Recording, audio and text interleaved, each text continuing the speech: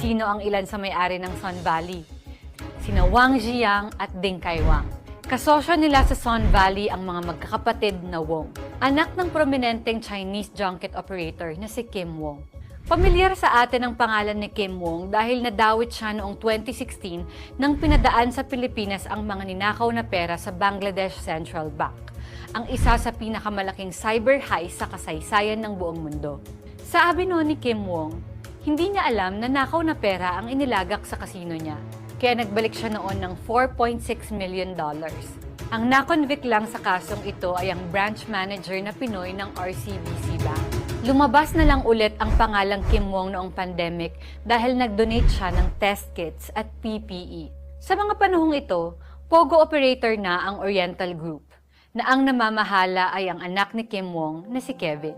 Si Kevin ang isa sa mga may-ari ng Sun Valley, ang scam farm na ni-raid sa Clark. Ang mga Wong ang pinagbentahan ng pamilya Remulla ng Island Cove sa Cavite.